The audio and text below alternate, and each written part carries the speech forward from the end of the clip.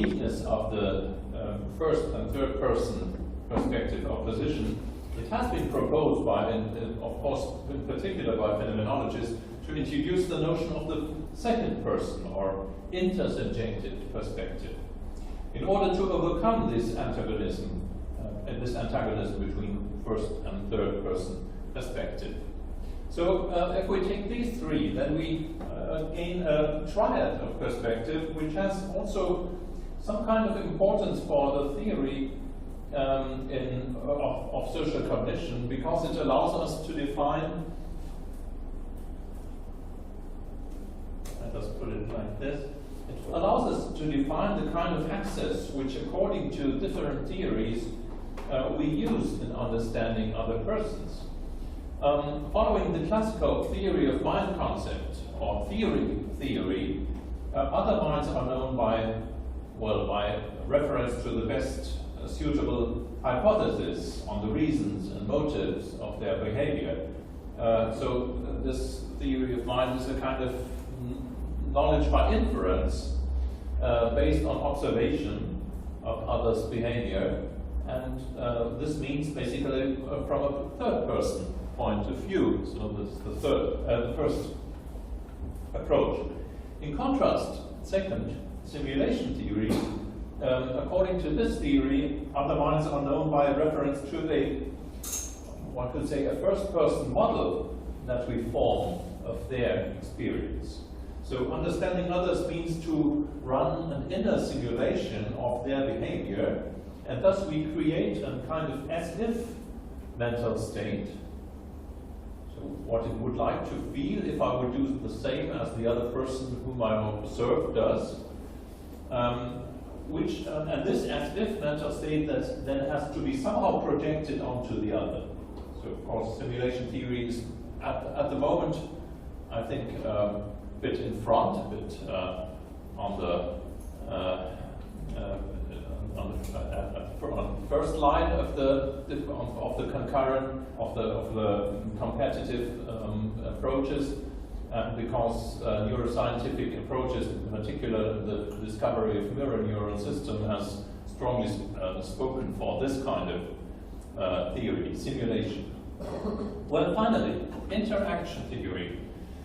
I think still most recent approach to social cognition, mainly put forward by phenomenologists like Sean Gallagher and others. Interaction theory takes a second person route. According to this theory, it is through immediate perception of others and through embodied interaction with others that we gain our primary experience of their feelings and intentions, without recourse to inner theories or simulations.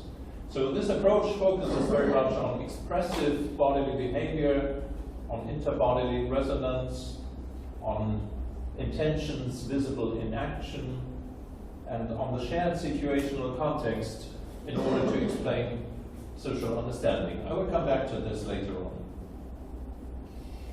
on. From this approach, or from a phenomenological point of view, the problem of other minds only arises when starting out from a strictly Cartesian first-person perspective, or from a strictly behaviorist third-person perspective.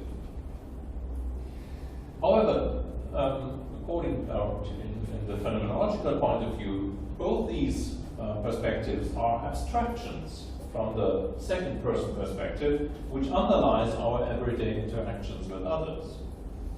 So, Gallagher, Zahavi, for example, from a phenomenological point of view, but also Colvin Trevathan and Masu Reddy from a developmental point of view, have argued for a primacy of pre-reflective embodied intersubjectivity, and thus for a primacy of second-person interactions in social understanding. I don't know, but I guess you might at least sympathize or perhaps agree with such positions, but still we should assume that I think all three perspectives have a particular role to play, at least in certain aspects of intersubjectivity. After all, it seems obvious that humans at some point in their development do become able to explicitly take the other's perspective, to explicitly transpose themselves into their point of view, to think about what the other could mean or what he would be up to, well, to play poker if you want, well, which is obviously not possible from a merely pre-reflective first-person point of view, but presupposes some very sophisticated, what would I think when I would be in the other place and in the other's place and he would look at me and so on. That's a very complicated game that is played here. And obviously this is also kind of intersubjectivity. And I think for these reasons we should look for an integrative concept of social perspectives that is able to account both for the basic forms of embodied intersubjectivity and for more sophisticated, explicit forms of understanding others. And such a concept could be based on the demonstration that also the more sophisticated forms are ultimately derived from second-person interactions in early child development, and this is the route I will take in my talk. So I will attempt to contribute to what might be called an integrative theory of social cognition, first by presenting a phenomenological concept of the triad of perspectives, and then by applying this concept to the development of perspectivity in early childhood. And to give just a, well, looking for an integrative concept, okay. To give a short overview on the argument. What I would put forward first is the idea that within each of the three perspectives we can distinguish a basic and implicit level and a secondary or explicit level. So the perspective in that on the explicit level becomes conscious as such. The perspective is understood as perspective. The development of perspectives in early childhood is based primarily on second-person interactions. It starts from sharing perspectives in joint attention. It then moves on to taking the other's perspective in cooperative situations. And finally, it arrives at understanding the others as well as one's own perspective as such. Understanding the others and one's own perspective as such will be explained, I will explain that, will mean that the perspective becomes explicit, not only implicit. And the other's perspective is then the understanding of the other, also in the way of transposing myself into the other, and understanding one's own perspective as such is nothing else than reflective self-consciousness, which could be one topic of my talk later on if we have time for that. So also the first-person perspective, understood in an explicit way, changes of course because it becomes a reflective self-consciousness. I become aware of my perspective as my own perspective, which means self-consciousness. And a crucial presupposition for this development of perspectivity on higher levels, in my view, is triangulation, which opens up the primary dyad of second-person interactions to include triadic interactions with objects and with persons. And I will show why this is so important for developing a higher level approach to perspectives. So the main thesis in short would be that embodied social interaction in the second person perspective is the constitutive condition for the development of an explicit first and third person perspective. This all sounds a bit complicated. I think it will become, or I hope it will become clearer in the course of my talk. So basically, the first person perspective, third person perspective are important achievements of the child, but they are, according to this thesis, dependent on the second person interactions with others that become increasingly complex, include triangular interactions with objects and others, and thus allow the child to increasingly gain an understanding of what a perspective is, of what it means to have a certain view on things, or what it means to be a mental agent or whatever. Okay, now I start with some conceptual premises. The triumph of perspective may be derived from the speech situation, just like in grammar. So the first person perspective, I, is obviously the one who talks, as me right now.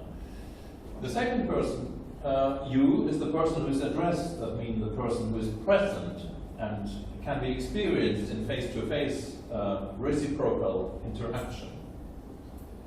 And importantly, there's also a reversibility of the speech roles. So I and you changes constantly. And the third person, and it's he or she, is obviously the person who is talked about. That means who is normally absent and cannot be experienced, at least not in face-to-face contact and interaction. And there's also no reversibility of the speech roles here. So I cannot change with a he to become he, and he becomes I. That is not possible, obviously. If we now take the term perspective to signify a specific form of experiential access to oneself, to others, to the world, this would result in the following distinction. We first have the subjective or experiencing perspective. That is the first person perspective.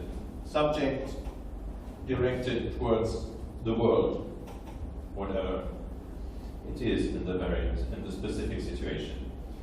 Then we have the second person, or intersubjective, or participant perspective. We can also say a co-experiencing perspective.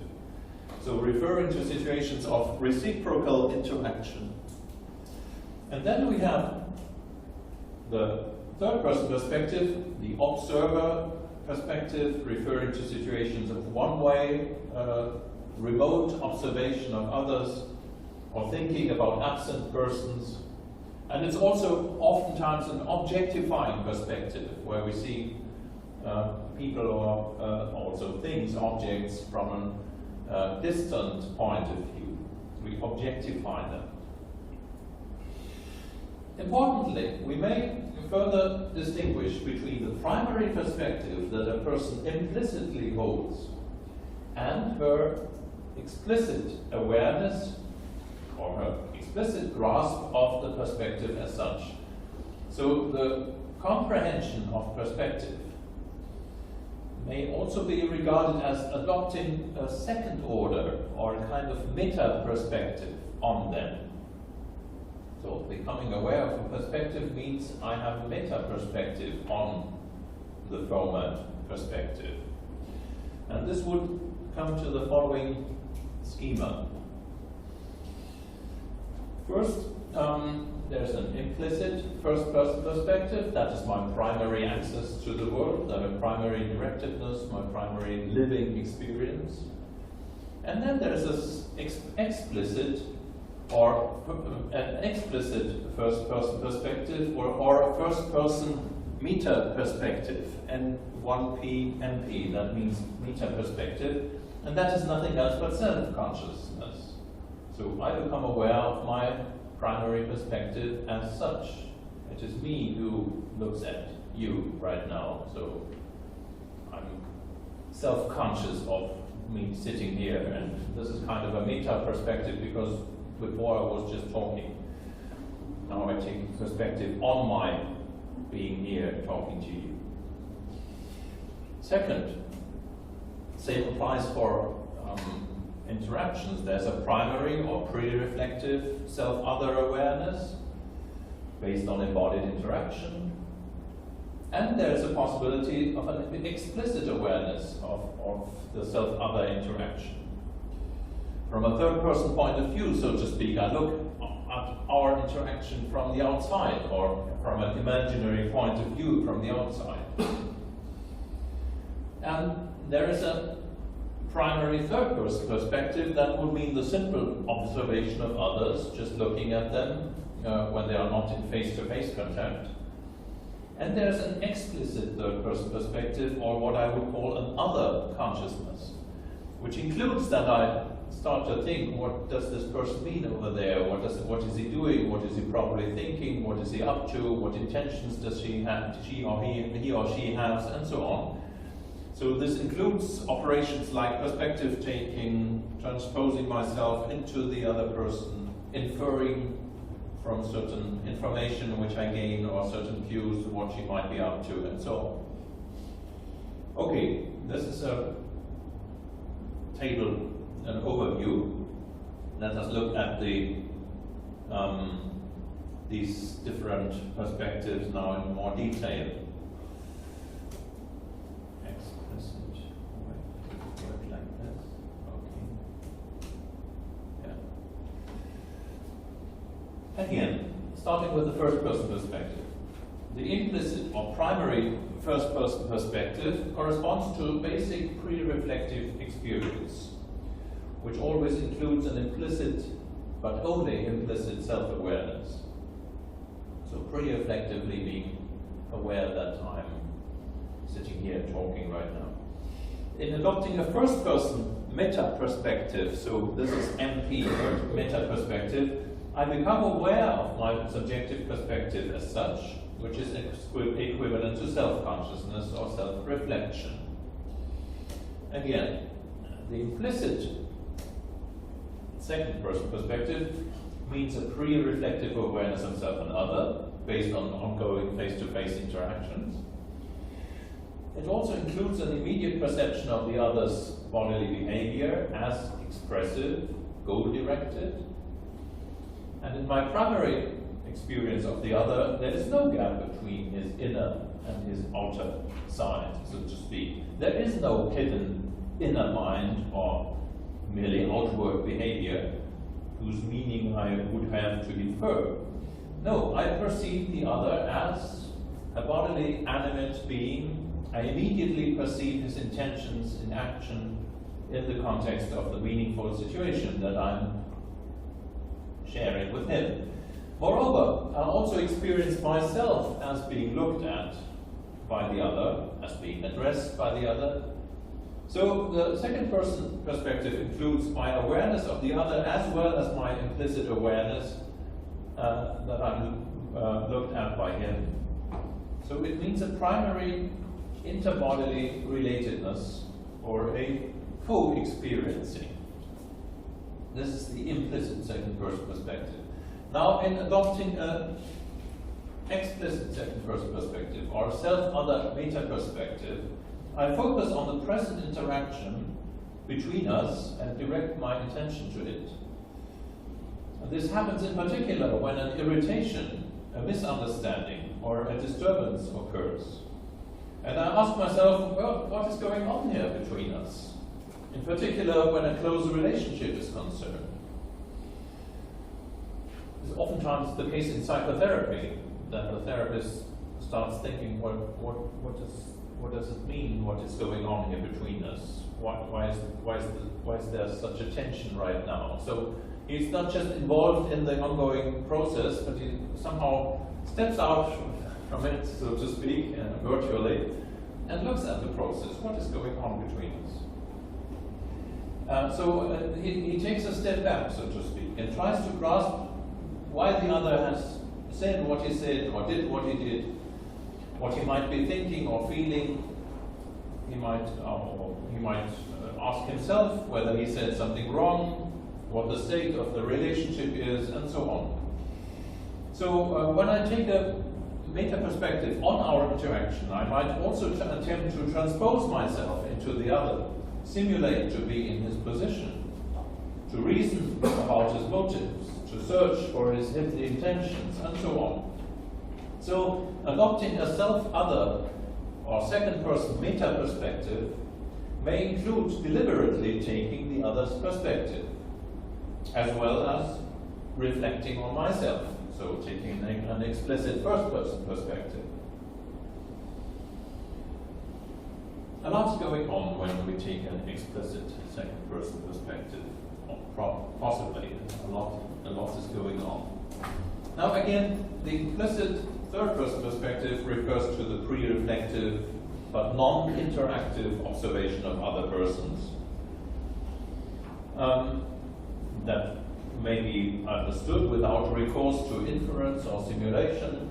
It's just no problem to realize that a person is entering a shop. I imagine that, I mean, think about it, it's immediately clear that he wants to buy something, goes in the shop to buy something.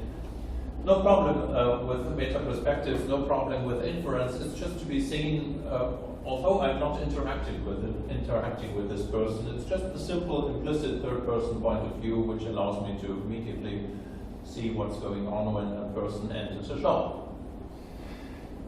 In contrast, taking an explicit perspective on others, or third person meta perspective, includes the just mentioned procedures. So imaginary transposition, simulation, reasoning, inferences, and so on, in relation to persons that I observe,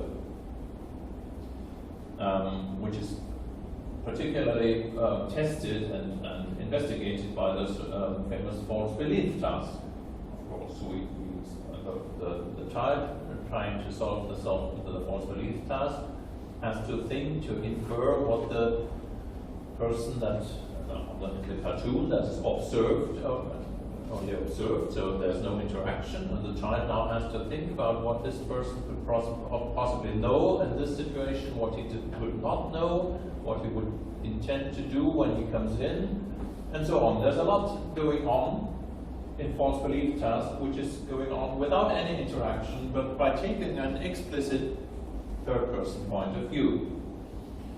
And in analogy to explicit self-consciousness, where I'm aware of myself as myself. So this thinking about others could also be termed an other consciousness. Or it's an artificial term, it's not important, but self-consciousness, other consciousness would be the explicit approaches that we have towards ourselves or to others. So the term explicit third-person perspective is used to signify a deliberate perspective taking,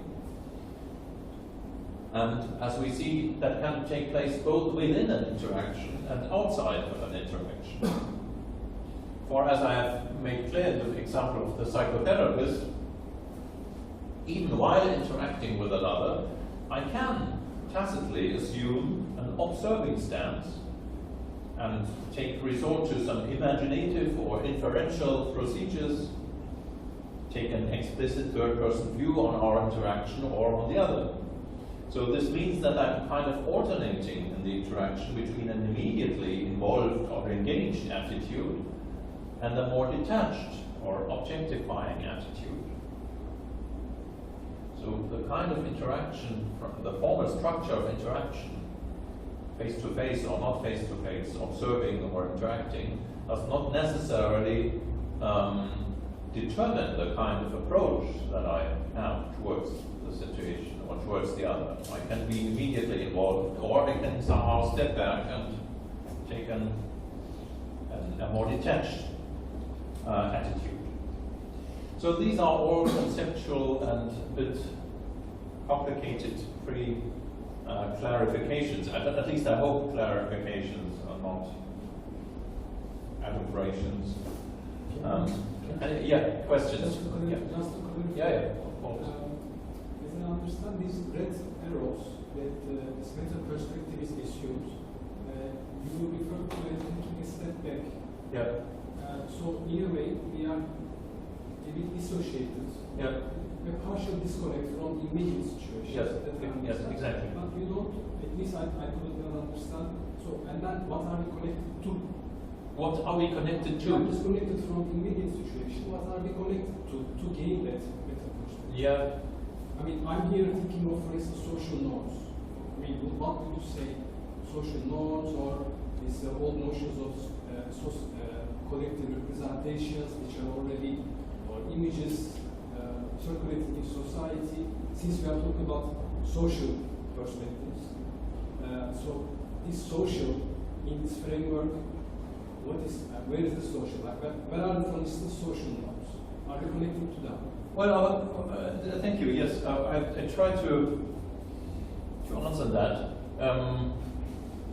First, to make that clear, it's kind of a dissociation. That's true, and famously, the German philosopher Helmut Plessner has talked about man's eccentric position. I'm referring to that later on. So it's kind of eccentric. One steps aside, and whereas normally we are centered in the situation, or there's a center between us in second-person interaction, where we center around, where we focus around our interaction. In this kind of explicit move, I somehow lose or step out of the center. So there's really a kind of eccentricity going on, or dissociation. So what are we connected with in this position, or in this perspective? I wouldn't say it's only here that we are connected to social norms or societal structures, because already the primary embodied interactions are very much socially prefigured. So by social habitus, for example, the norms that regulate interactions already shape our primary embodied interactions from early childhood on. So even in the first month of life, interaction between a Japanese mother and her baby will look very different, and the baby will also behave very differently from a baby in an African or an Italian family. So the norms are already coming in very early on. So without any explicit perspective taking or eccentricity, because we cannot assume the child of 3 or 4 months to have the possibility to take an external perspective on the situation, to become aware of what is going on. So the social norms are already effective very early on.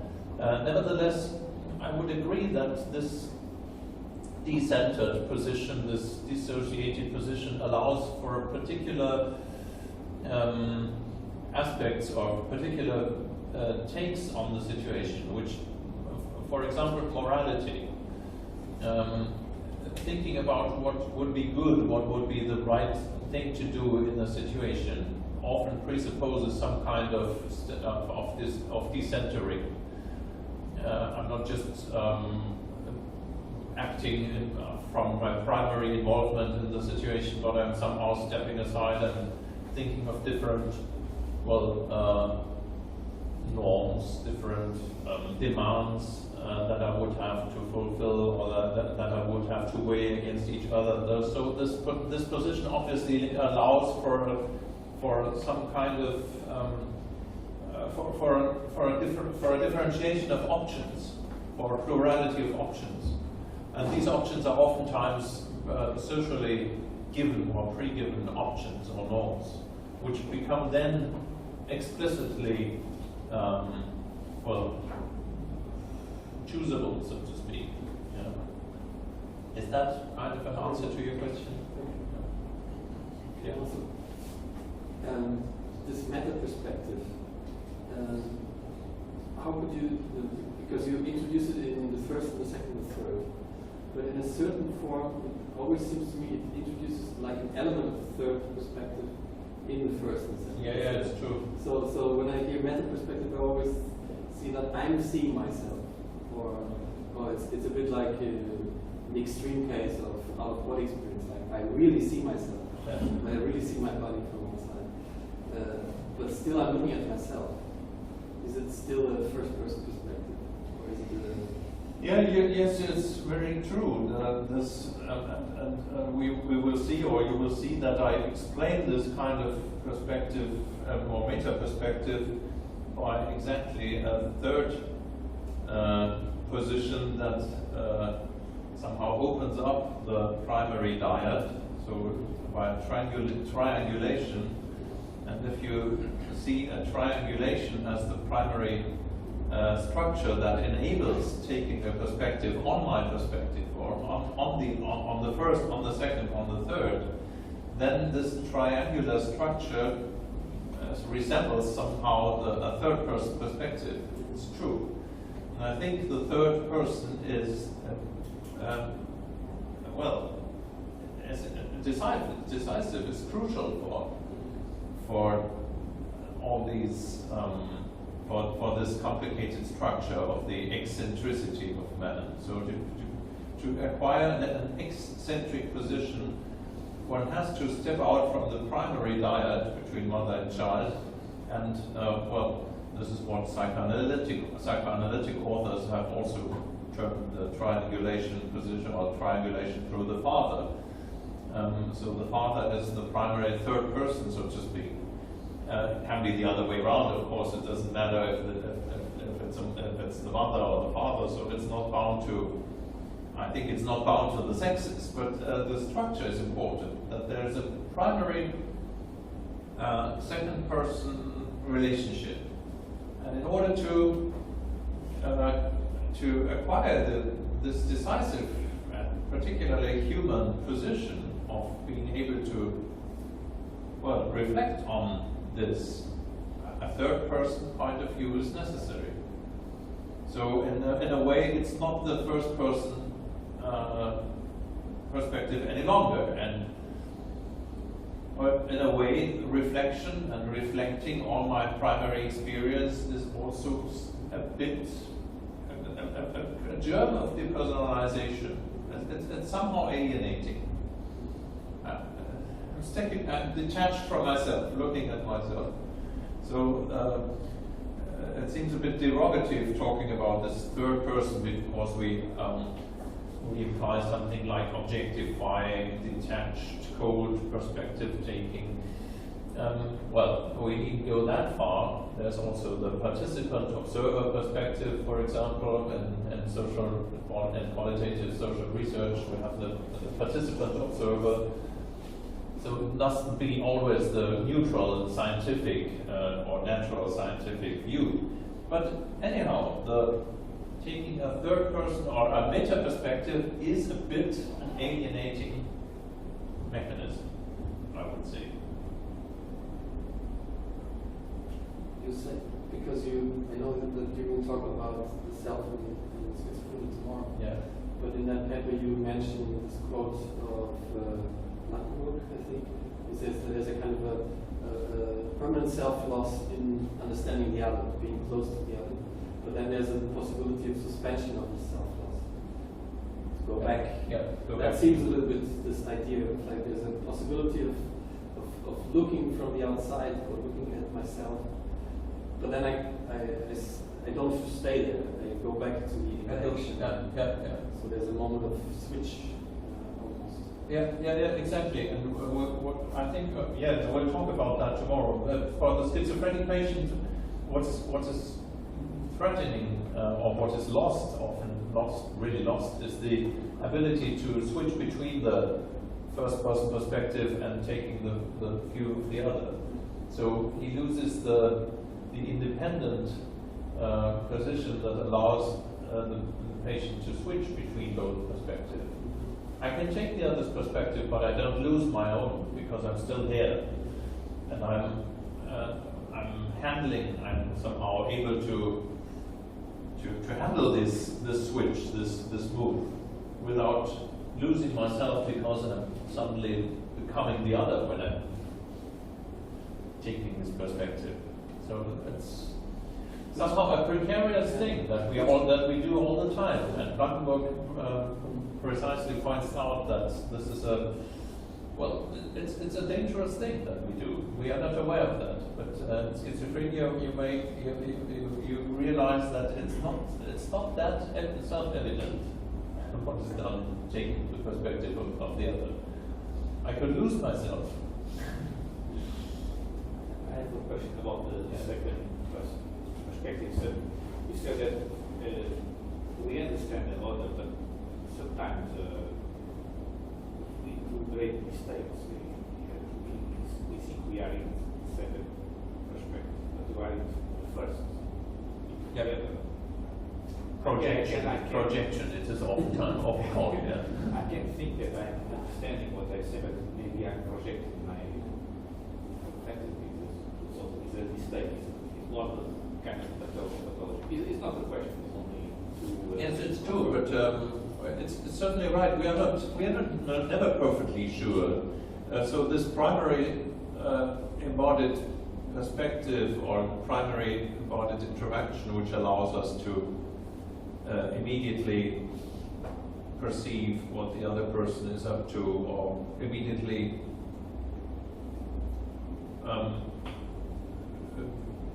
feel his anger, for example, because the other person is bursting with anger, and we feel the anger immediately. It's not necessary to think about it and to infer something, because we immediately see it from his expressive bodily behavior. We also feel it with our own body.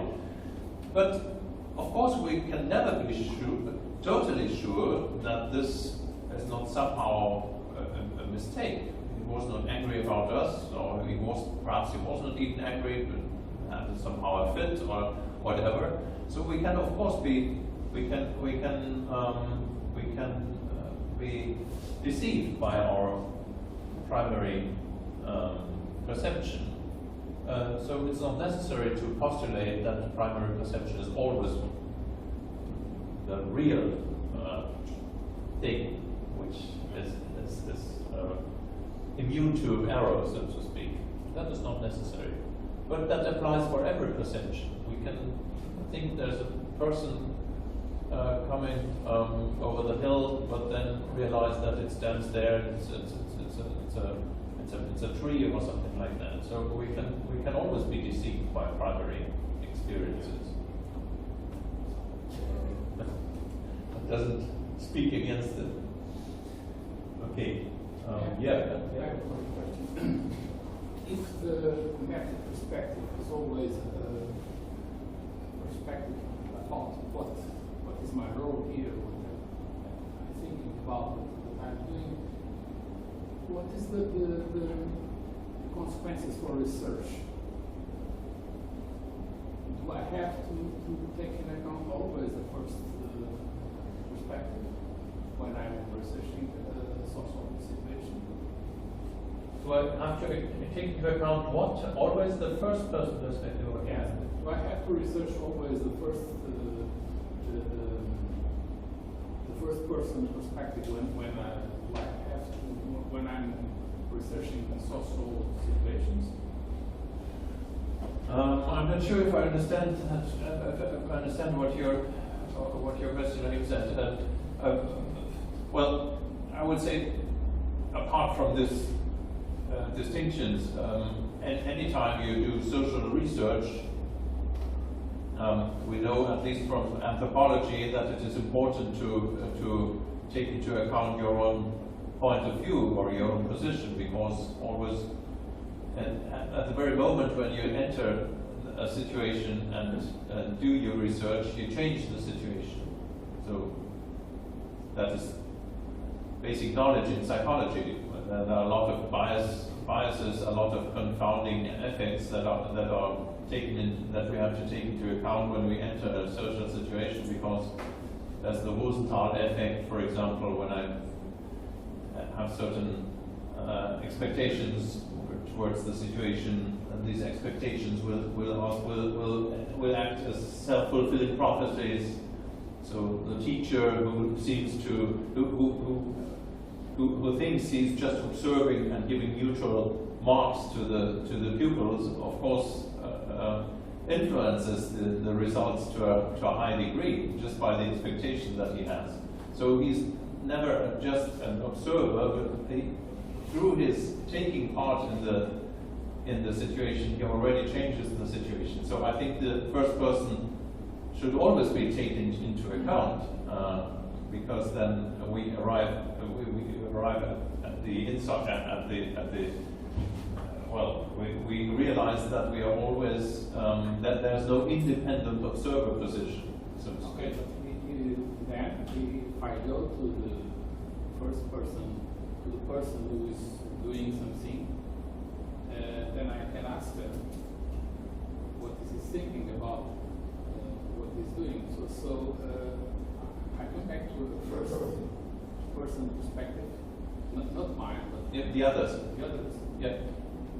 Yeah. Of course. Well, there's no problem with it. We always, when we do psychopathological research, we ask patients for their first person perspective and their experience. So nothing wrong with that, or I don't see the problem now. Of course,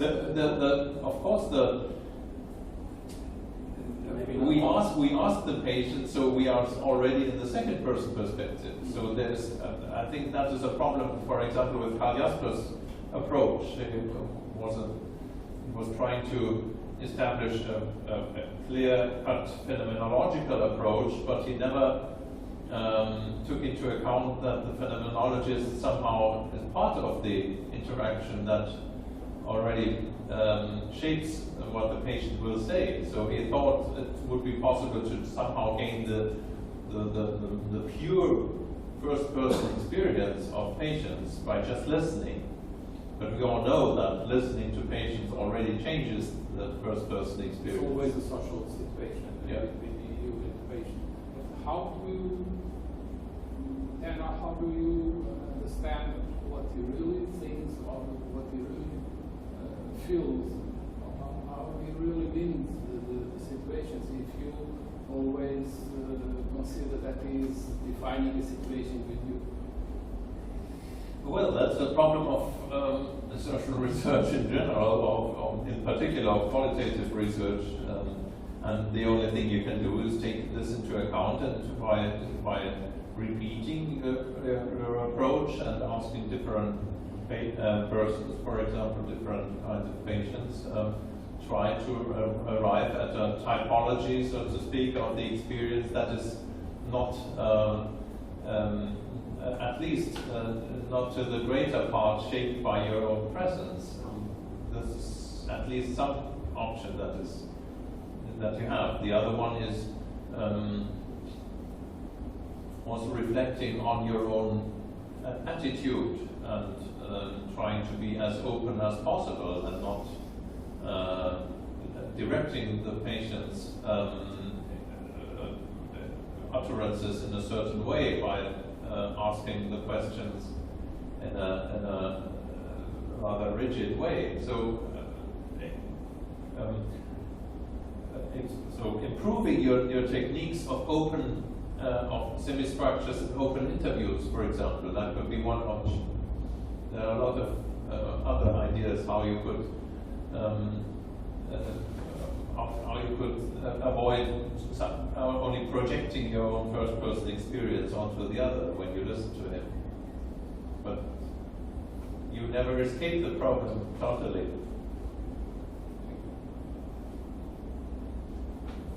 Okay? Now, primacy of the second-person interactions. Primary social perception means experiencing others as expressive and intentional embodied subjects. This is the classical phenomenological position to be found by in Husserl or Scheler, who have argued that we are originally directed towards others in an engaged attitude, in a personalistic attitude. So in most everyday situations, we don't use any introspective simulation or inference when we interact with another. Instead, we immediately perceive the other's intentions and emotions in his expressive behavior. Primary social perception means experiencing others as expressive and intentional embodied subjects mediated through one's own living and reactive body. So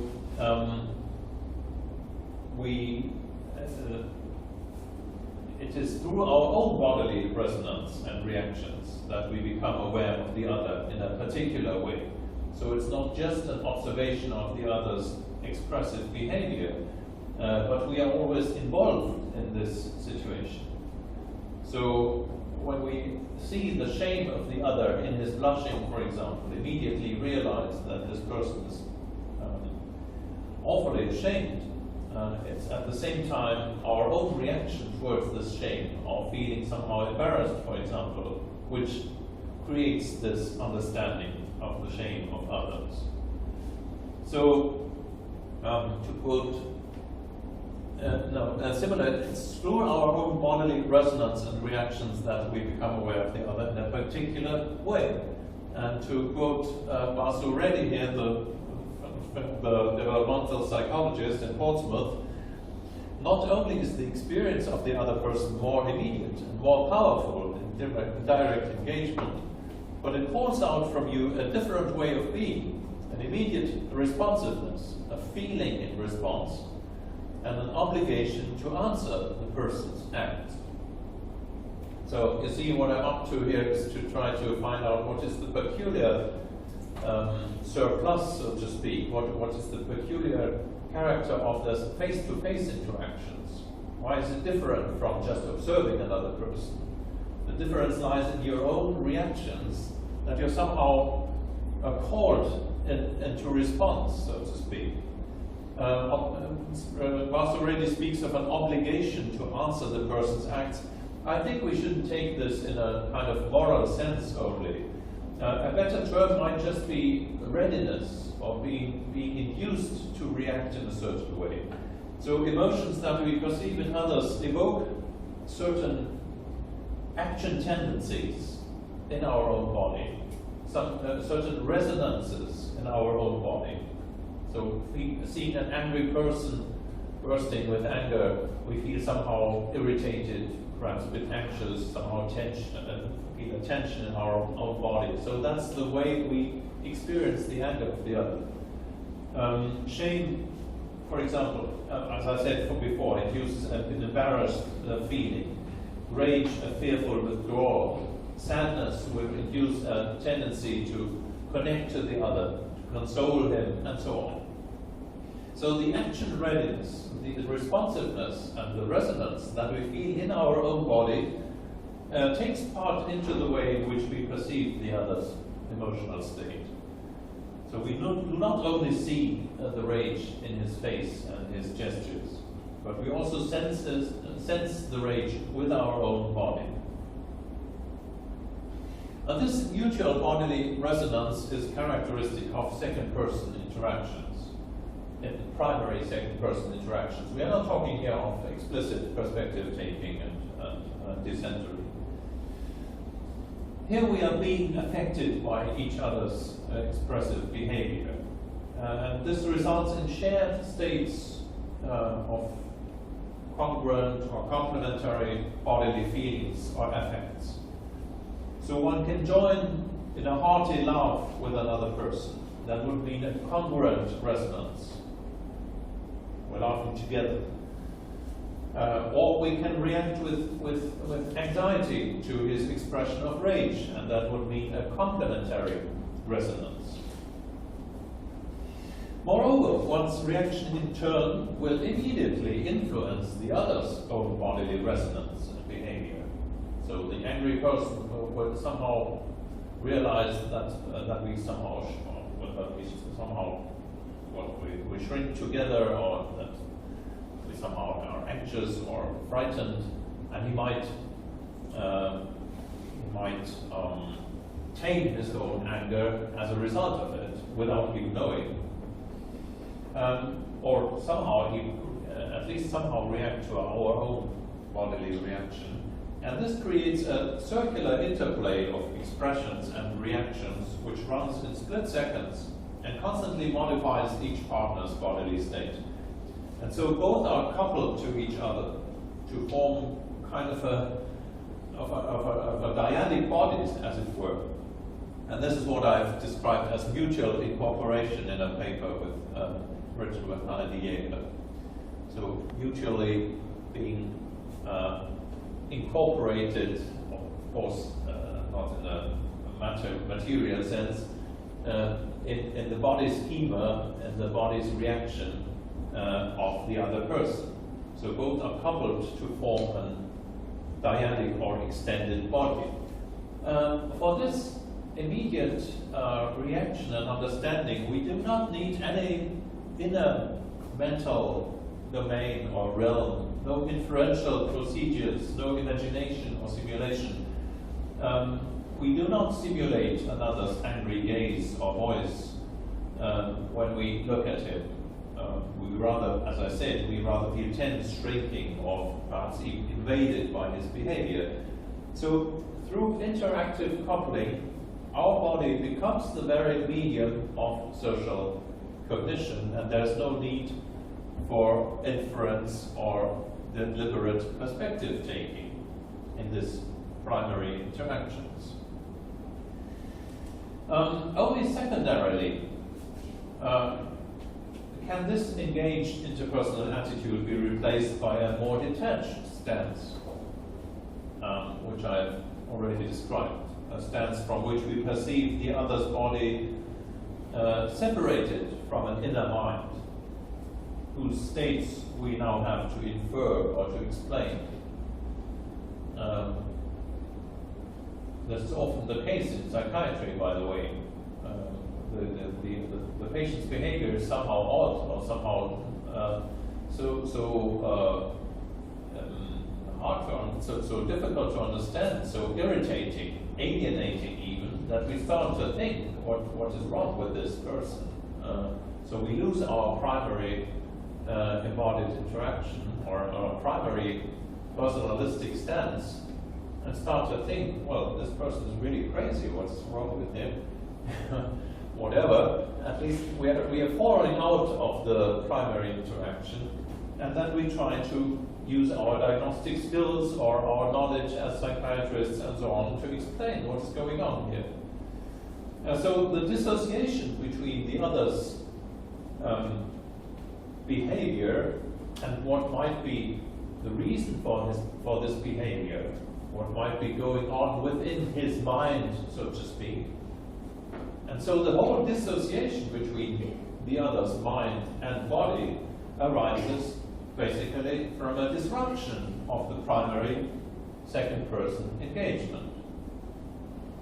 And it is mostly in situations where the other's behavior is ambiguous, not immediately understandable in the context of the situation, that we now take a third-person point of view on him and start to reason in order to make sense of his behavior.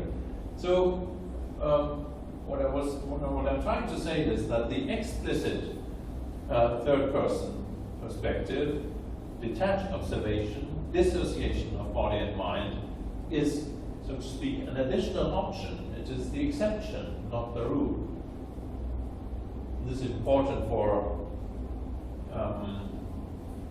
evaluating the different theories of social cognition, of course, which all have their place. But I think the theories of social cognition based on inference and at least explicit simulation or transposition of my own imagination onto the other, all these theories have their their justification because we sometimes need these mechanisms sometimes need these explicit approaches, namely in situations where the other's behavior doesn't immediately make sense to us.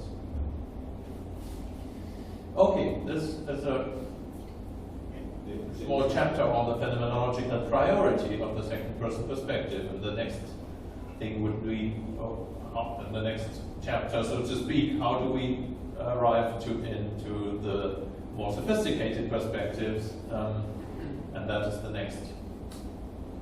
Yeah. Related with this, when we introduce the third person perspective, if you are in a position to get power over a person, to solve a situation, but if you are in a policeman or something, he thinks about you are in the second person perspective, but now I think, how can I dominate this person or his behavior, or if I'm trying to sell you something, and this is another situation when I objective you in order to control your behavior. So yeah, but well, this is of course a frequent situation. So this would mean that I'm trying to make use of the other for a certain purpose, which would oftentimes imply that I'm somehow taking a third-person view or an explicit perspective on the situation, because I somehow try to find out how I can convince the other or make him do something that he perhaps wouldn't do without me, and so on. So there's of course some interest which is additionally effective here, some particular interest to make use of the other. So an instrumental interaction, we would say. So it's not just a neutral or not a just primary embodied interaction. This is some kind of, but somehow instrumentalist interaction.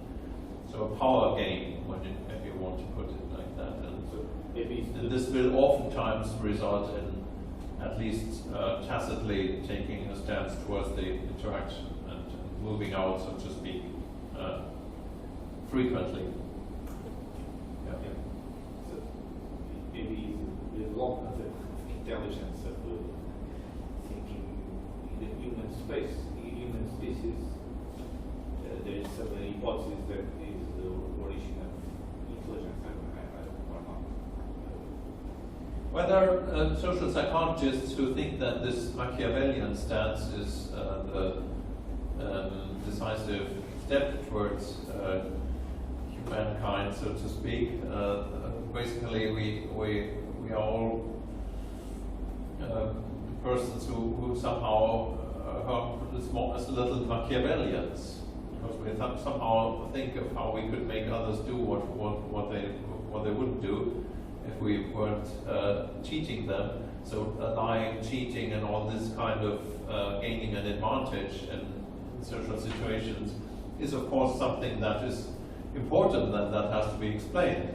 I'm not sure if it's the decisive, the crucial description of human sociality, but of course it's an important option that humans have, because they gain an understanding of the situation and of the perspective of the other.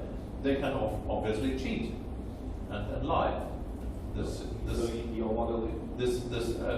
we all know, lying and cheating means a particular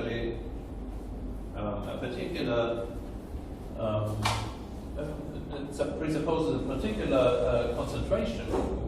You have to be very cautious. You have to think very well what you're saying, what you're not saying. So it's certainly not a spontaneous interaction.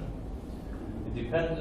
Successful lying, successfully cheating depends on a very high level, a very sophisticated understanding of the situation. Otherwise, it would fail immediately, because you can only say what you have said is not right. So you have to remember it the next time you say it, for example. So it's much more difficult to align these different the different words that you say, the different communications, to make them congruent. So it's a very sophisticated stance that you need for it.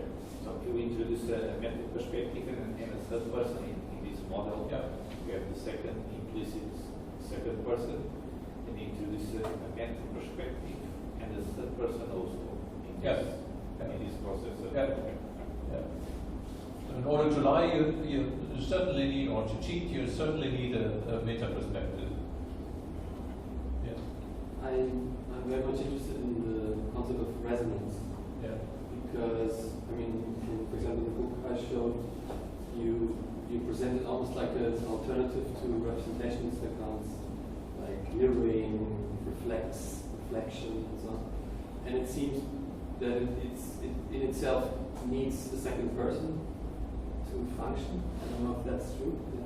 And maybe you could also tell a little bit about if you have any influence taking this word or this concept, or you just think this is the right way to go for yourself? Yes, influence what in you the sense of, for example, if I think about resonance, how you use it, somehow in the back of my mind I could remember Husserl's pairing. Yeah. But in the pair there seems to be already entities that are paired. Yeah. While in resonance there's a kind of a vibration, there's a kind of a flux or a kind of a process that is not predefined and probably doesn't need any intentionality or anything that is already about an object. But Yes, true. The notion of pairing in Husserl is very much based and derived from the visual perception of the other. So when you look at the Cartesian meditations, Husserl always speaks about there's another a body like mine over there, and somehow I pair this appearance with my own bodily appearance as I would appear to myself in the mirror, for example. So there's a kind of mirroring which is presupposed by the pairing. But this, the problem with this is that the other is primarily experienced from a detached, from a visual perspective. Whereas the term bodily resonance refers to the non-visual. No, it's not non-visual, but it's to the intermodal, intersensory aspects of experiencing the other. So when I see an angry person, of course the vision is involved, but I see more than just a certain appearance, because I also feel this anger in my own body. So there's a resonance going on, and this resonance is again mirrored by, no, not mirrored, is the right, no, mirrored is wrong, sorry, it's wrong. is taken up or is resonating is in the other's body, because my own resonance now will have a certain expression, and this expression becomes an impression for the other's body. So there is something non-visual going on, despite being mediated through vision. It's something more than vision, or it's decisively more than vision, and that is bodily feelings, bodily sensations, the dynamics that we see in the other's behavior. So seeing a move like that is not only seeing a movement, it's also experiencing a certain dynamics with one's own body. And seeing the gaze of the other, a piercing gaze of the other, means literally that I'm somehow pierced by this gaze. Somehow invades me. I'm not just seeing a gaze or the eyes, but somehow these eyes affect me in my own bodily state. So this is the term, this is why I speak of resonance and not of pairing or something which is only an external relation. Does this resonance always presuppose a second person interaction? Well, to a high extent, yes, but on the other hand, we have all kinds of virtual relationships to others. For example, sitting in the movies and looking at the cinema, you can have a very intense bodily resonance towards an actor who certainly has no resonance with you. So we have to be careful with that. Bodily resonance works also with photographs and so on. So, but the particular reciprocity of mutual incorporation only works in second person and face-to-face interactions. So there's a one-sided resonance, of course, in many situations where we just observe others or see a picture or movies. But this mutual resonance, which has a particular seizing quality, of course, this is only possible in face-to-face interaction. By the way, I use the term resonance in the context of brain theory as well, but there's this is quite a different More physical. notion. Yeah, it's quite a physical, physical meaning of the word. It has some resemblances to the bodily resonance, but in the one case it's a phenomenological term meaning experience, whereas in the other it's a descriptive term for the relation of brain and brain activities to things going on outside the body. So an alternative or an opposition to the representationalist concept. But that's quite a different. No, I was just thinking because I was studying a little bit the idea of like taking other, say, metaphors to think the self-other relation than the visual metaphors.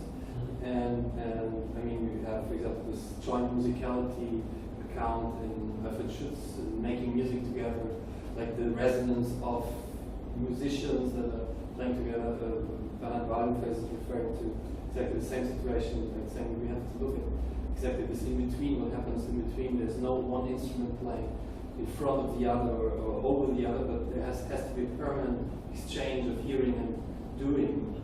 And that these situations might be very interesting basic situations, social basic situations that we should look at. Yeah. Daniel Stone, of course, uses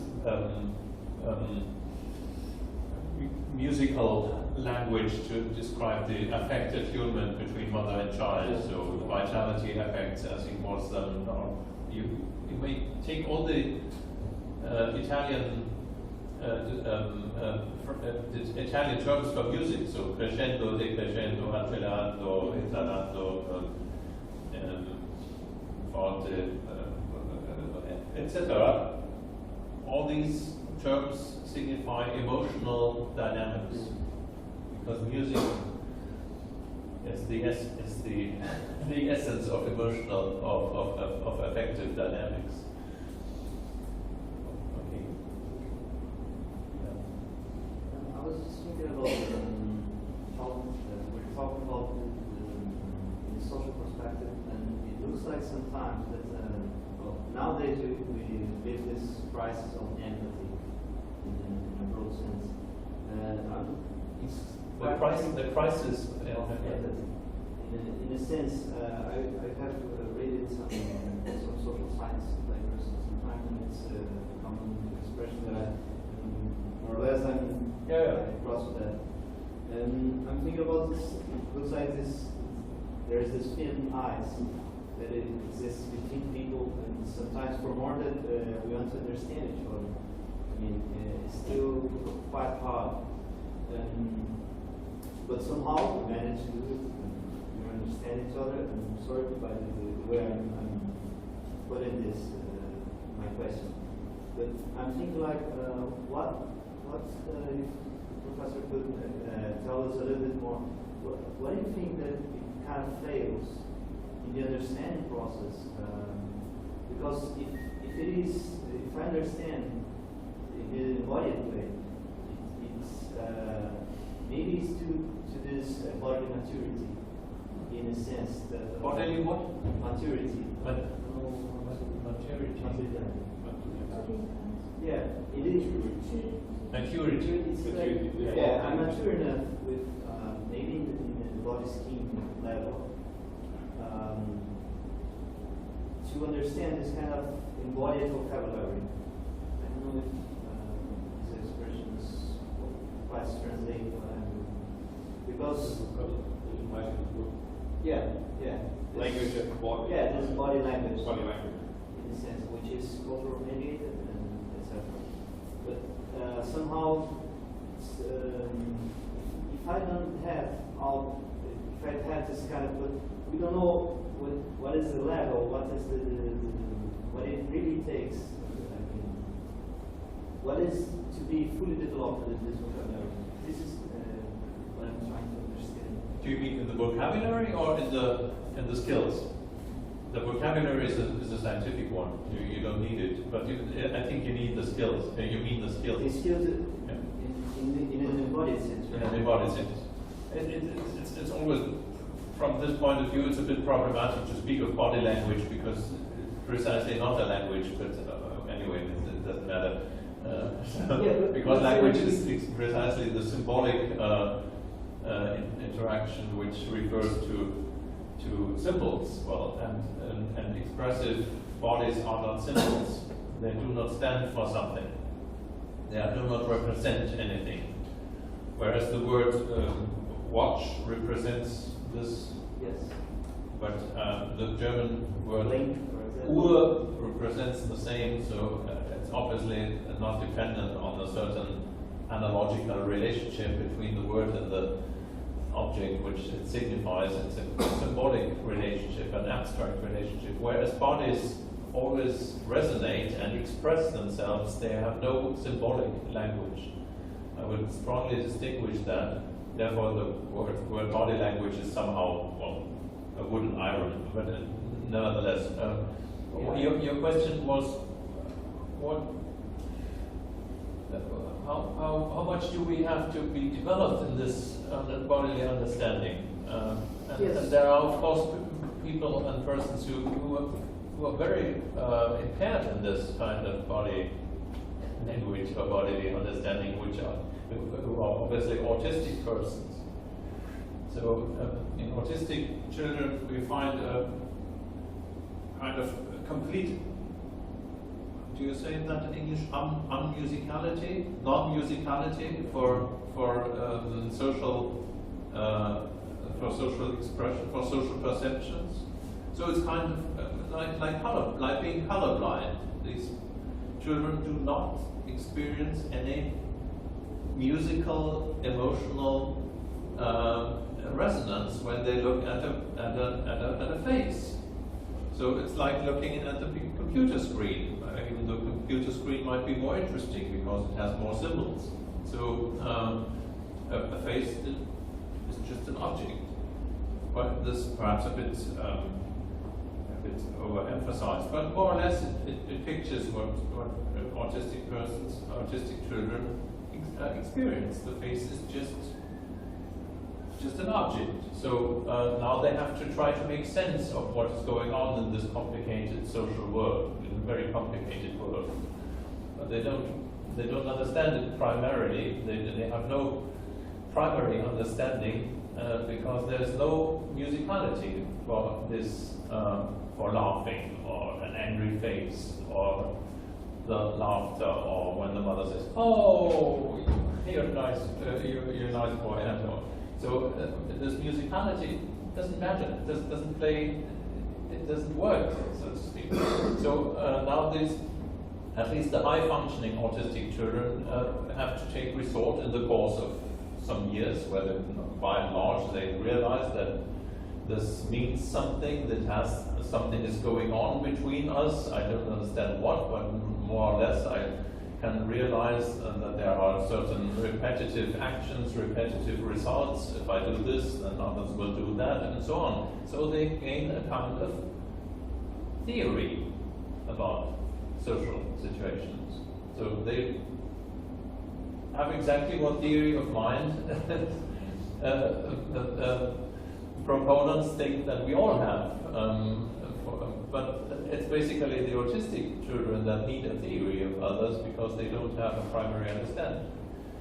And they are quite good sometimes in achieving such a theory. So they know if the person makes this, so this means he's somehow smiling, and I have to smile again. Or you can do the whole thing of social interaction about in an explicit way, so to speak, right? From an explicit person, or observing, or from a third person point of view. Very strange, but it's possible. So the example makes clear that that social musicality is a skill which is not inborn, not innate. It's somehow something that we learn, that we acquire in the course of the early interactions. Autistic children for some reasons which have to do with intermodal integration. Probably they have exactly neuronal maturation problems in the brain that make it difficult to intermodally connect different senses. So in a way, for autistic children, everything is apart, and so everything is separated from each other. So there are single sensations, single visions, single acoustic signals. Everything is single, so to speak, and so what is missing is the sforzando or accelerando, or the musicality of the interaction. That is the neurological problem. And apart from this, from these children, we all learn, or we all have learned this kind of musicality in our early interactions, although to a different degree. As in music, we know that there are musically very gifted people and others who more or less difficulties to sing and to find the right pitch and so on. So there are differences in social musicality as well, of course. People are very sensitive and intuitive on the one hand, and others need very strong social cues to really understand them. So there's certainly a gradation here as well. Yes, I was asking because you mentioned before that about this in the normal development. I mean, you start with sharing and taking, and then understanding the other in the childhood. But somehow it gets lost in the adulthood. I don't know, because it more or less like in the food development, we take it for granted that when someone has this fully developed understanding mechanism to the other. But then again, it makes me think of now, but it's just a thought. Nowadays, something is going wrong, maybe, that creates this lack of empathy or this crisis of empathy. We don't know that exactly, but you're referring perhaps to some studies which have been done mainly in North America and the US, and there have been meta-analysis on social empathy in students over the last 15 years, and the last 30 years, since the 70s, and they found out that beginning at around 2005, there's a strong decline in skills of empathy, taking the perspective of others and empathizing, which are not explained so far, but which could be due to a lack of immediate embodied interactions with others, whereas where digital media, digital communication gains an increasing role. So digital communication is obviously a symbol communication. So exactly what I said, completely different from embodied empathy. So this might be a reason. We don't know that exactly, but it could be. It would be plausible. If people rely more and more on digital communication, they are very good in probably in inferring and thinking about what people think, but they are not very good in primary empathy in the end. This is where in really feeling what others feel. This is where it becomes this emoticons. Emoticons. Yeah. And there's an interesting study by an American sociologist, which I found out some months ago on this with this meta-analysis. It's really interesting. Okay. Half an hour still. It's terrible. No way to come to. It was right to have 3 hours. It would have been 3 hours.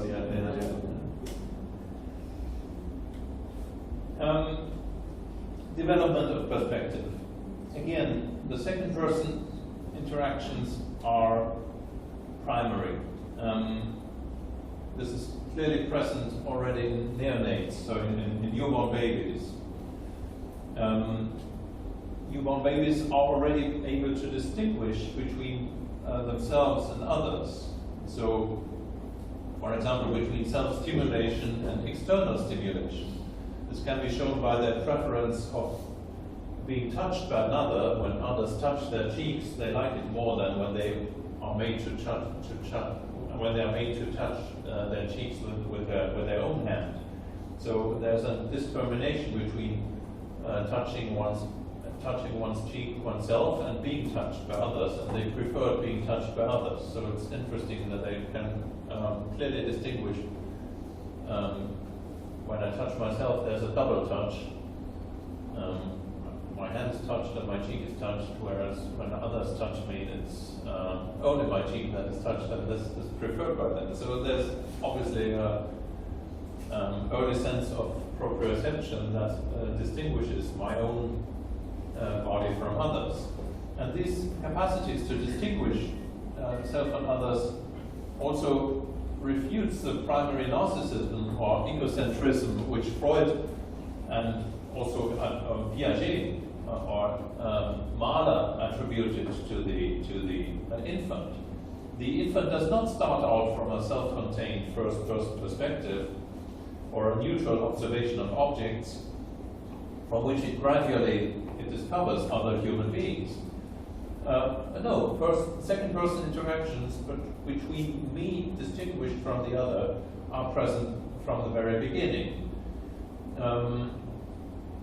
So there's a self-other interaction, and there's also a form of basic co-consciousness in the sense that newborns have a perceptive and proprioceptive awareness of both self and other, which can be shown in the capacity to imitate others very early, from the first days of life.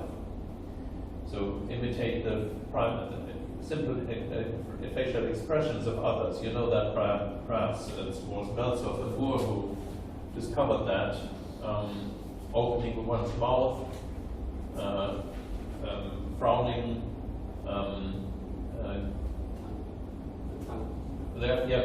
exactly, tongue protrusion. These are primary simple expressions that babies can imitate. So they already experience the other's body as somehow familiar, somehow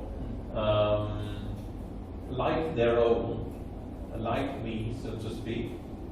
And they soon engage in social interactions which have been called proto-conversations by Goldwyn Trevarthen. After 6 or 8 weeks, they participate in reciprocal turn-taking interactions with the mother. And all this has led baby researchers to talk about a primary intersubjectivity. There's also evidence for a primary perception of expression, a primacy of expression that has already been pointed out by Max Scheele. So already in the first months, infants are capable of recognizing emotions in the postures, movements, facial expressions, and the intonations of others. So that is what Stern has called the vitality effects. I have talked about that.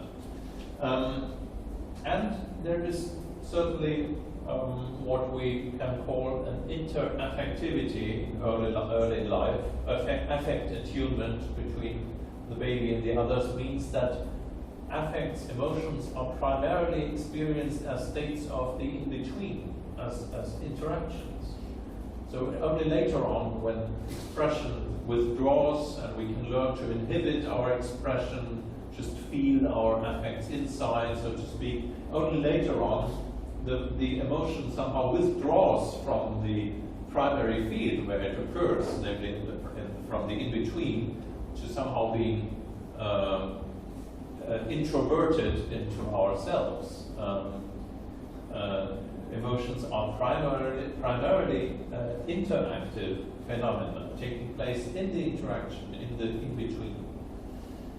So this is only a short look at the developmental priority of second-person perspectives. Now the decisive or the interesting thing is, how does the development of perspectives go on from this? How does the child arrive at these higher forms of explicit first, second, and third person perspective?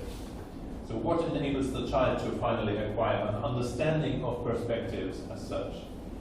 And I would argue that this happens mainly in and through social interactions.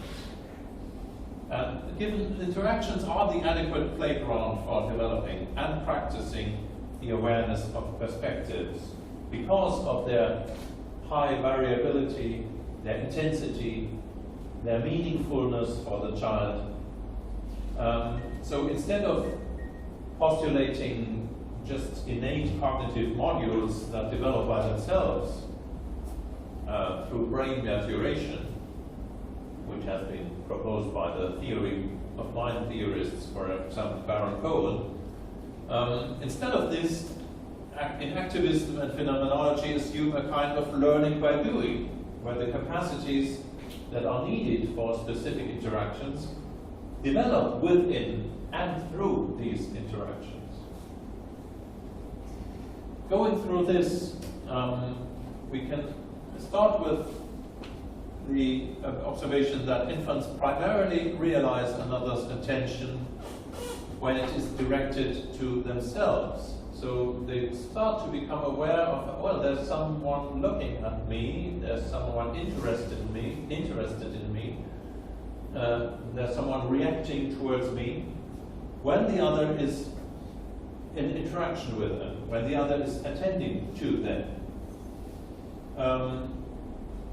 Already at 2 months of age, they are aware of their own visibility, which can be judged from their attempts to reduce that visibility, so in coy-like reactions. You see babies that after 2 or 3 months try to somehow hide themselves in a coy-like way when it's getting too much for them, or when they want to play with the mother.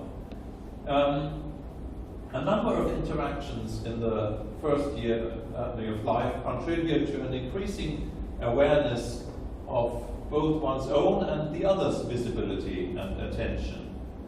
For example, mutual imitations, the proto-conversations, the reciprocal patterns of giving something, taking something, demanding something, and being responded. So in all these cases, it's the ongoing mutual exchange that conveys a first understanding of the other's actions. However, and the other's intentions. However, the crucial presupposition for expanding these primary experiences of the other, for expanding perspectivity, is to reach an independent and external point of view from which different perspectives may be compared and finally grasped explicitly. And I propose that the main principle providing for this external angle is social triangulation. Triangulation opens up the primary dyad and includes triadic interactions both with external objects and with third persons. And I will look at triangulation a bit more closely in what follows. Triangulation has been mainly a topic of research into joint attention, or object triangulation. You know the research by Tomasello and others, but mainly Tomasello, who object triangulation arises around the 9th and 10th month of life. What is going on here? The crucial constellation consists of a triangle whose basis is the primary embodied relation between mother and infant, so as subject 2, take one as baby, one as the mother, and there's the primary embodied relation between them, which is presupposed, so the dyad. And it's supported in joint attention through mutual eye contact. And now we have the two sides of the triangle, which are built up by the convergent directions of their gazes towards an object O. So both look at the same object, and they also look back towards the other, and they and they guide the attention of the other through declarative pointing, as it is called. So the mother or the child points to the object and now looks back at the other, at the mother or at the baby, to be sure that both share the same perception. So they look in the same direction and they make sure that the other does the same. So each of them is interacting simultaneously with the world and with the other. And each is also aware of the other's gaze,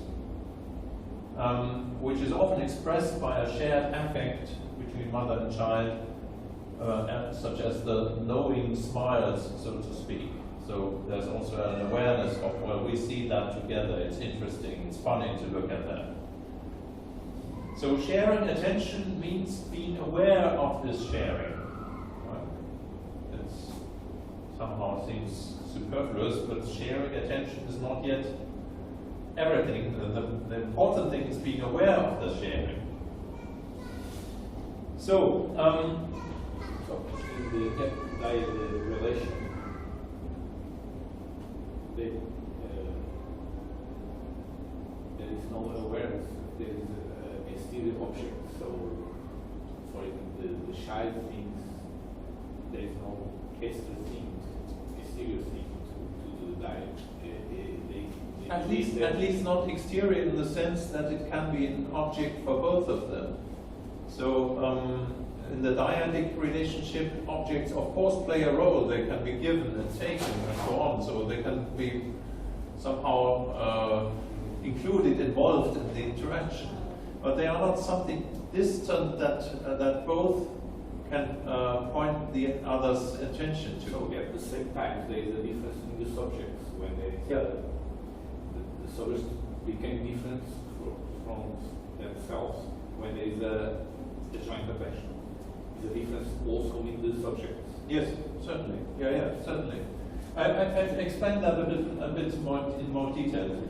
Joint attention transforms objects and transforms the persons. So objects are transformed.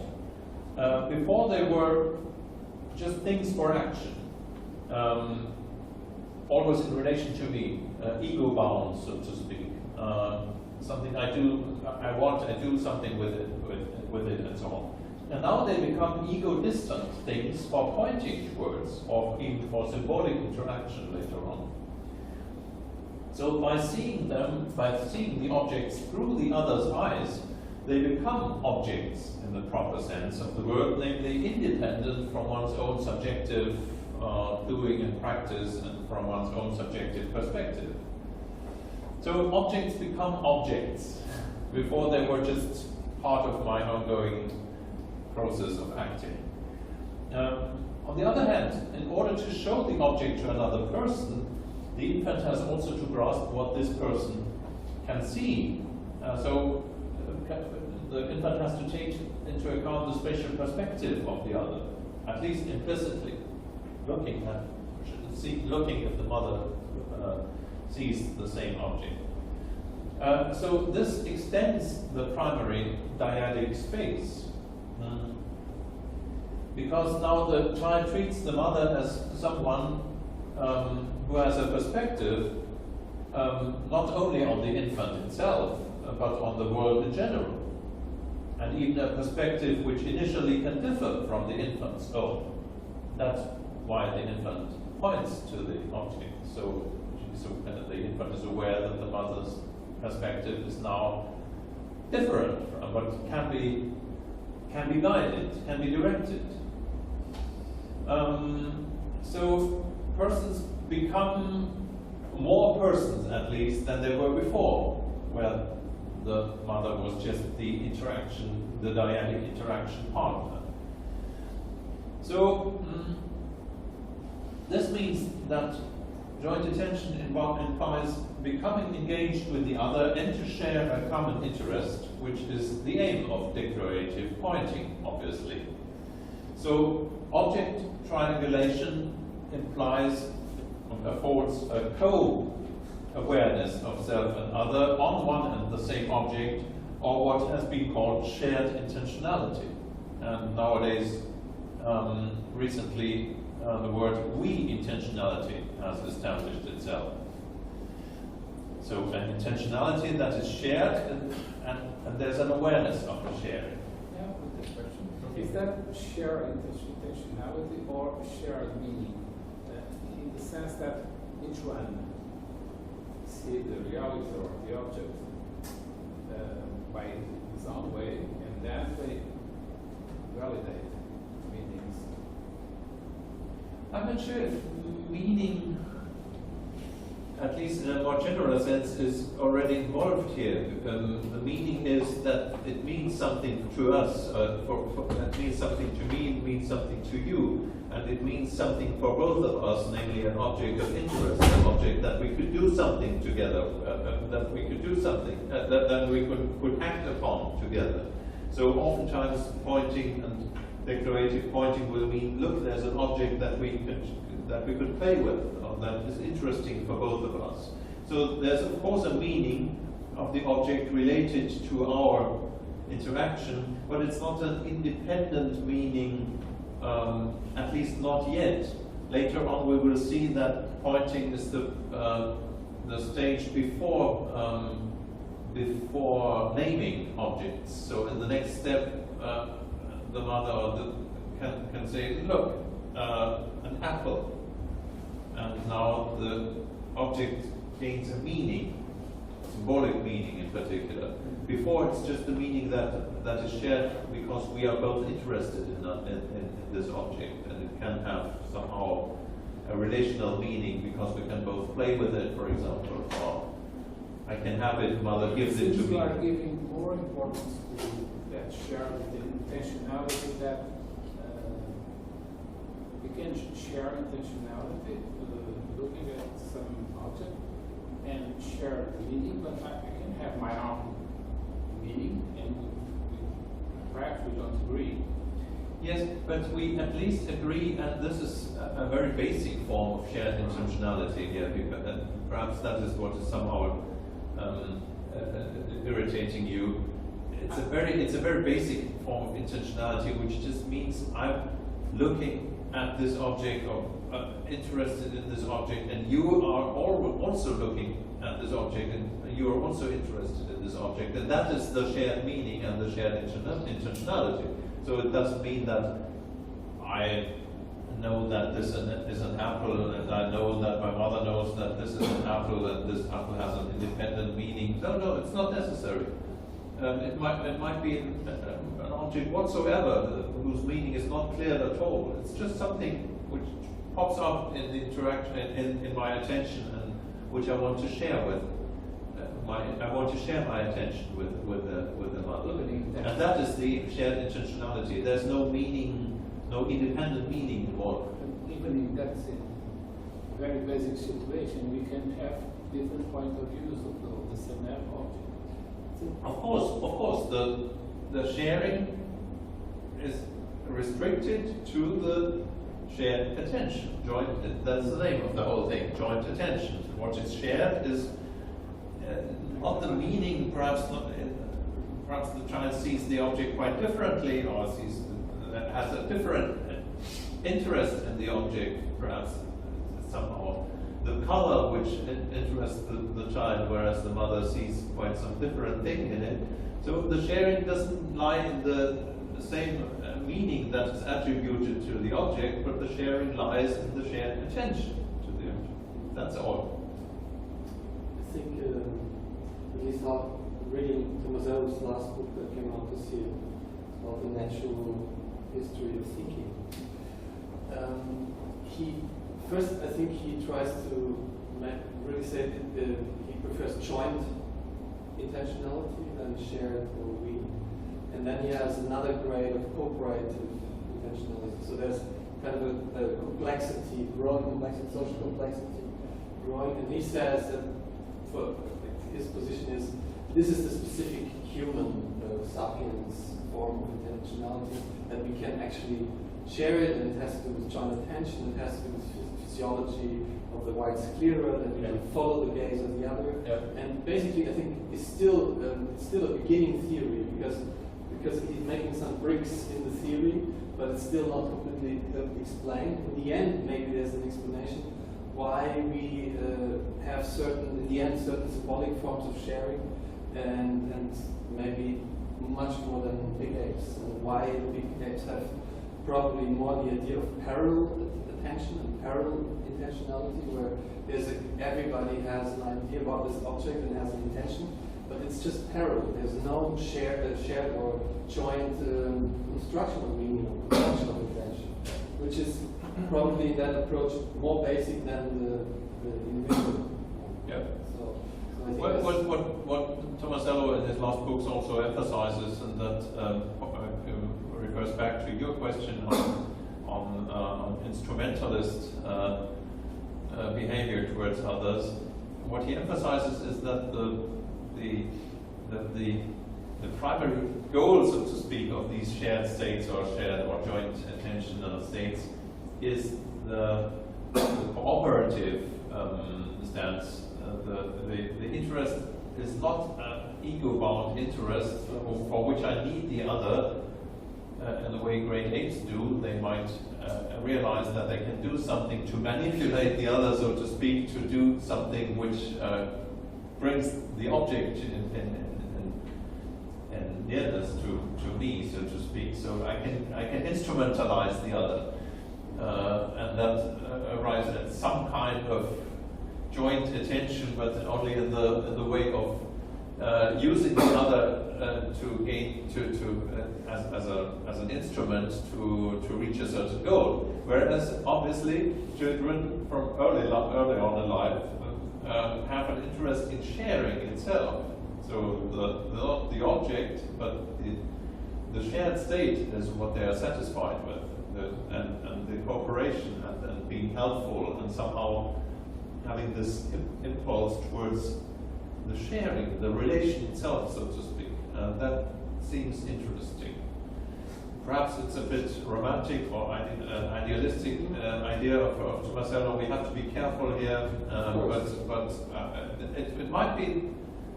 it might be plausible that in order to reach higher states of understanding the other, it's not the Machiavellian stance that leads to this position or to this stage, but it is primarily an interest in the other as other, which is characteristic for Fuchs, which can later on be used to cheat the other, to cheat and to lie and so on. But primarily, it seems there has to be an interest in the other as other, in the sharing itself, so to speak. But that's still a debate, of course. Yeah. Regarding the last question, maybe I would like to try another route, if I'm making sense. Let's see. I think the framework that we are talking about here is concerning a very basic level of sociality, if we can say. So, like if you remember this notion of resonance, which I think is also very interesting, in the sense that resonance with a horse, a dog. Like we are buddies, with a horse, a body of a horse, with a body of a dog. Let's imagine we have a joint attention with our dog. For a moment, we are able to, we think at least, that we capture the dog's attention, we are looking at the same place. I think we are looking at this level of sociality. A very general view of sociality, which I think is very interesting to truly.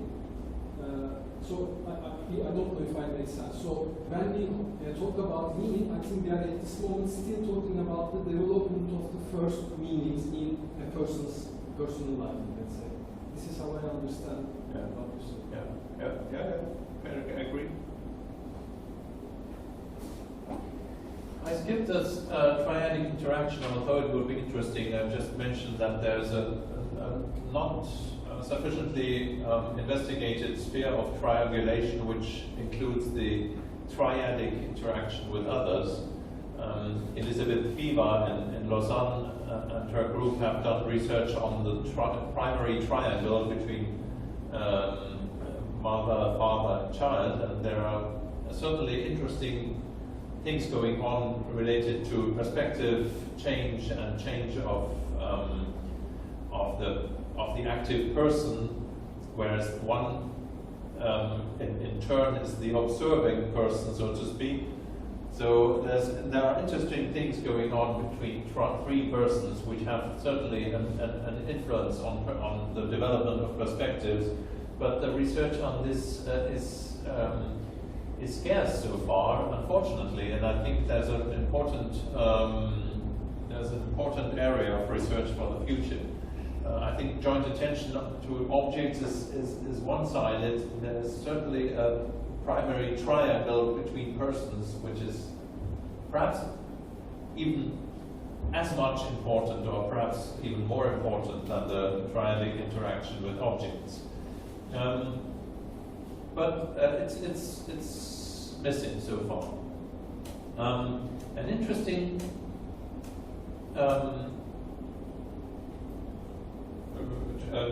attempt towards staging this process of coming to an increasing understanding of perspective. It's fine, no problem. But two proposals. Tomasello has proposed that there is a difference between a decisive difference between the first stage of becoming aware of others as intentional agents around 9 to 12 months of age. That would mean the joint attention state, obviously. So joint attention, there are other interactions such as social referencing, looking at the mother when an alien object is suddenly arising and suddenly coming up in one's awareness, so the child is not sure how to react to the object, and somehow anxiously looks at the mother, how she will evaluate this new object. So all these are situations of experiencing others as intentional agents with a certain outlook, perspective towards the object, so to speak, and an evaluation of the object. But then he says only at 4 to 5 years of age, children become aware of others as mental agents. That means having thoughts, having beliefs that may differ from reality, also differ from one's own. What's obviously tested in the false belief task. So Tomasello argues that this step takes much longer because purely mental intentions and beliefs, which are not somehow expressed in the bodily behavior, are not easily grasped. So contrary to expressive emotions such as fear or anger, or contrary to intentions in action, grasping an object or pointing towards an object, all these are intentions in actions, intentions in action, so embodied intentions, whereas realizing that others are mental agents, up to the point where we can play poker games with them, obviously needs a much more sophisticated understanding of what a perspective is. And another differentiation has been put forward by Moll and Bensov. So they say that on the first level, there's at 1 year of age or 9 to 12 months of age, there's an understanding of like joint attention as shown before. So they share the other's perspective and they are aware of this sharing, as I said before. But then there's what they call taking the other's perspective. So on this second level, at around 2.5 years, children become able to determine which objects a person can perceive from their spatial point of view and which not. So they really imagine how the world looks like from the other's point of view, at least in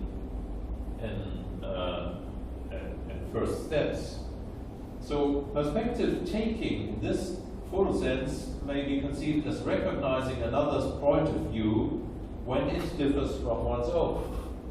So still an embodied perspective taking, because I imagine how, or I realize how the things would look like, or how the other person would see an object or not from her vantage point, but it's already taking the perspective and not only sharing, but it's not yet understanding the perspective as such. And understanding as such, again, 5 to 4 years means gaining an understanding of the perspectivity of knowledge and beliefs. So perspectivity not of gazes, not of positions, spatial positions, but perspectivity of knowledge. So they can now understand that people may not only see different things, but they may see things differently. They may understand things differently. So that their intentions or beliefs may match with the current state of affairs, or may not match with the current state of affairs. And according to Perner, this implies the ability to distinguish and confront two conflicting perspectives on the same object, and this is exactly tested in the false belief test. So these are some ideas towards distinguishing steps towards a full understanding of perspective.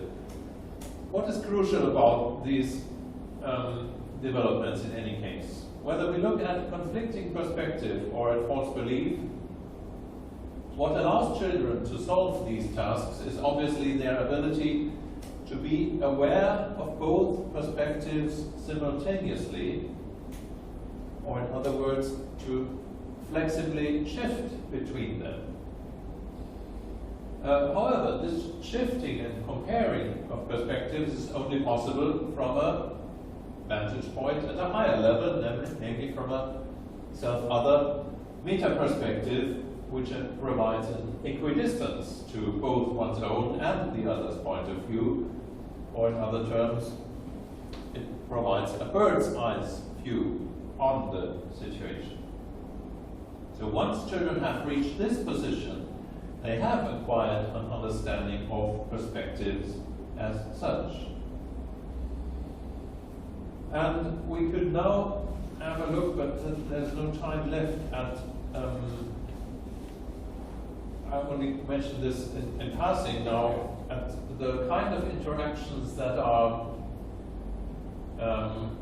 suitable as a kind of training of this flexibility of perspectives, training of the mutuality and reciprocity that is characteristic of this changing of perspective, flexibility of perspective. And of course, these are always triadic interactions, as I said before. I can just go through in short. Collaborative interaction, doing things together with an object. Pretend play is a very interesting way of gaining a new perspective on an object. And of course, verbal communication. These are the classical training situations for gaining an increasing understanding of the of perspectives. So collaborative interaction means that we share a goal, but we are also motivated to cooperate now. We share not only an object, but we share a goal. So we do something together in the second year of life, for example. So giving and taking objects, rolling a ball back and forth, building a block tower together, putting toys in a box together, and so on. So this means that as a cooperation in the realization of the goal, there's something like coordinated action going on. So the adult, for example, holds the box, the infant inserts the toys. These action roles are complementary.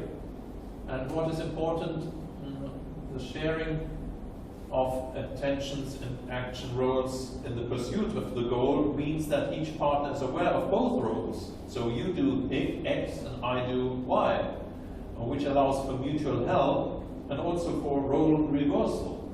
This is an important paradigm in infant research where the experimenter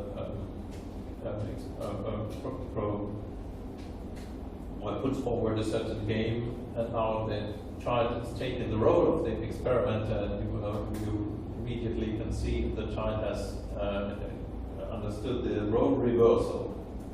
So there's a perspective which can be which can shift, so to speak. So I hold the box and you put in the toys, and then we do the other way around. You hold the box and I put in the toys, and immediately the child realizes or cannot yet realize that there's this shift of roles and with it of perspectives going on. So collaborative interaction is one of the important training fields for perspective taking. And then there's pretend play, which would afford a more closer look, but that is not possible. Well, pretend play means using a banana as a telephone, for example, or a pencil as a toothbrush. And children are able to realize the pun of pretend play around the second half of the second year of life, so with 16, 18 months and so on. By the way, the same time when they realize their image in the mirror. So this is again an important stage in perspective taking. So what the child then does is it usually looks at the adult with a playful, smiling expression, and obviously realizes that the unconventional use of the object is somehow funny. So this is a clear sign that the child is being aware of a contrast of perspectives on the same object. So the object is now given from both a primary or conventional point of view. Here the meaning comes in, by the way. Now we are at the meaning of objects, because there's a primary meaning of the object, namely a toothbrush, for example. A pencil. And now I use the pencil and use it to brush my teeth. And so it gains a new from a virtual point of view, it gains a new meaning.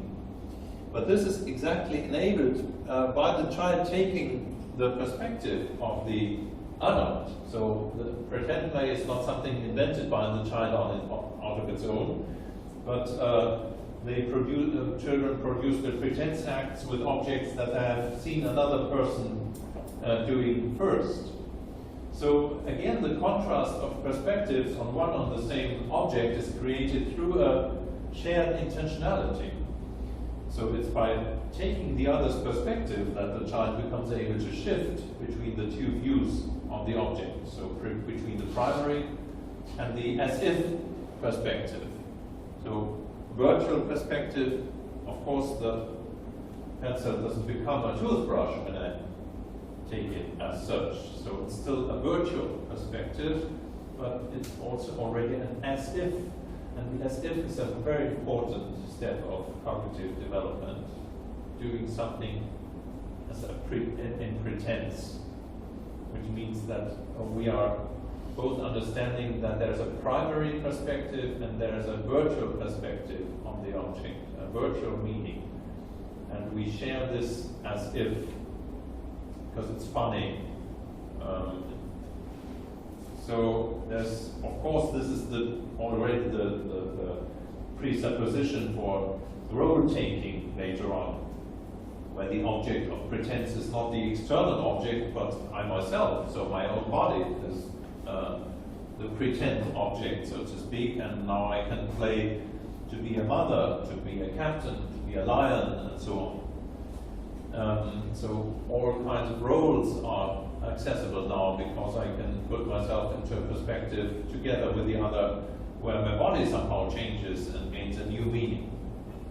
And finally, we have verbal interaction, which would also be a separate chapter, but plays certainly a decisive role for the shift, for learning to shift the perspectives. But I think I cannot explain this in detail now. What is interesting here is that words can stand for objects. So there's again a triadic interaction, but now the word is the object that is exchangeable, that both can hear, and that points, instead of the pointing finger, to objects. So the word becomes the symbol. It detaches itself from the immediate situations or from the immediate situatedness, and can point to absent objects. And that is the new stage that is reached with symbolic interaction. Pointing and joint attention, gaze following, verbal embodied interaction can only be related to present objects, to the present situation. I can never point to an absent situation. Words can do that because words gain an independence from the immediate embodied interaction, and they still are embedded in the interaction, but now they point to objects instead of the finger, so to speak. And that starts when pointing gradually shifts and is transformed into pointing vocalizations. So I say Becher, Uhr, and now the gestural pointing can be skipped, and the words do the same job. But now the words have a meaning of their own and an existence of their own, and they point to the object whenever they are spoken out, and they can even point to absent objects. So verbal interaction,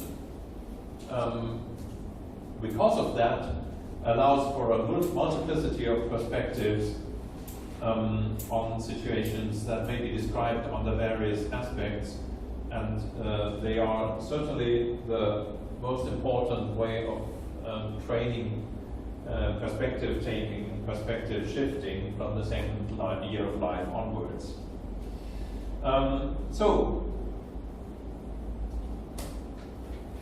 I skipped that. I've described some major steps that lead from a primary second-person interaction to an explicit second and third-person perspective, in particular from sharing to understanding perspectives. And these steps are based on the triadic extension of primary dyadic interactions. They include shared reference to external entities and situations. They allow for a shifting or a reversal of each other's perspectives and roles. One could say, to use a picture comparison for that, one could say it's a bit similar to trigonometry. In trigonometry, so measuring, geometrically measuring of fields and spaces, in trigonometry, the determination of the distance of an external point depends on changing one's own position, so changing one's position at the basis of the triangle, so to speak. So in order to do trigonometry, we have to change our position at the basis of measuring the distance towards a far remote object or remote point. So similarly, the second-person interaction, with its inherent shifting and reciprocity, constitutes, so to speak, the necessary basis for gaining an external point of view, an eccentric point of view, from which the positions of self and other may be realized, may be compared and integrated.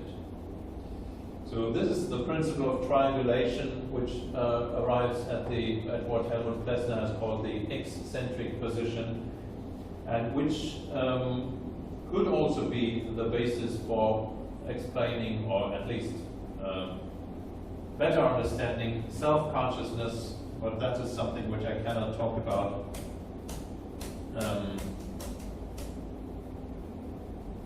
But only show this slide here. Self-consciousness is seeing oneself from the other's point of view. That means it presupposes an internalization of being looked at, being addressed by the other, seeing oneself from the outside, so to speak, but now from a meta perspective, when I see myself from the other's point of view, but at the same time from an eccentric point of view, because that is necessary for shifting between both perspectives. So self-consciousness is basically something which can be understood as an organized sedimentation of interactive experiences,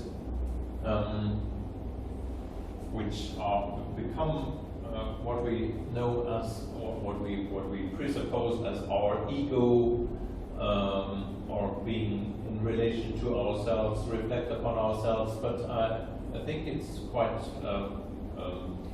near to George Herbert Mead's and others' theories of social interactionism.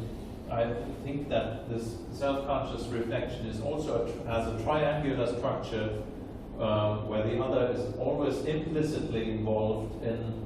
We see it in the structure of conscience, for example, guilt feelings, where we sometimes speak of an inner court of three people who are discussing the rights and wrongs of a certain situation or of a deed. And we see in this structure that self-consciousness is basically an internalization of a triadic structure that always presupposes the other, or at least a general other, who could look at our situation from the outside and whose position do we take when we judge or evaluate our own actions. So I think I stop it here because we are far over time, aren't we? I leave the conclusion, and thank you very much for your attention.